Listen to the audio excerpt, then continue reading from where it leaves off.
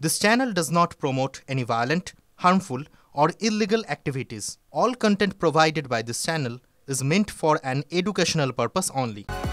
অন্যদিকে উত্তর দিনাজপুরের চোপড়া একটা চা বাগানের মধ্যে তরুণীর পচাগলা দেহ পাওয়া গিয়েছে, রক্তাক্ত অবস্থায় পাওয়া গিয়েছে, বলার অপেক্ষা রাখে না। দোষীদের শাস্তির দাবিতে তার পরিবারের লোকজন, এলাকার মানুষজন বিক্ষোভ প্রদর্শন করছেন। তার কারণ পরিবারের লোকজন সরাসরি অভিযোগ করেছেন যে এটা খুন করা হয়েছে, তাদের বাড়ির মেয়েকে খুন করা হয়েছে। তারা রাস্তার টায়ার জ্বালিয়ে এভাবে প্রতিবাদ সংগঠিত করছেন। আপনারা দেখছেন এই মুহূর্তে সেই ছবি। উত্তর দিনাজপুরের চোপড়া একটি চা বাগানে তরুণীর দেহ পাওয়া যায়। যখন মারা হলো, যে পুলিশ ওখান থেকে উঠাই নিয়ে গিয়েছে, কার পারমিশন নিয়ে গিয়েছে সেটা আমাকে জবাব চাই। 5 জন মিলে মারেছে। নাম হলো মেহরুন্নেসা, মুজিবুর আলী, গিয়াসউদ্দিন রহমান, সুলতান, মুজাম্মিল। এই 5 জন মিলে মারেছে। আমাদেরকে ইনসাফ চাই।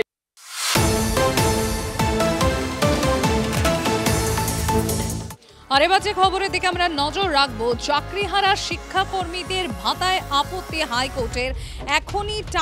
এখনই কোনো টাকা দেবেন না প্রাথমিক পর্যবেক্ষণ বিচারপতি অমৃতা সিনহার। আমরা জানবো এই নিয়ে আরো বিস্তারিত। শ্রাবন্তী রয়েছেন আমাদের সঙ্গে। শ্রাবন্তী, হাইকোর্টের পর্যবেক্ষণ কি এই ভাতার বিষয়?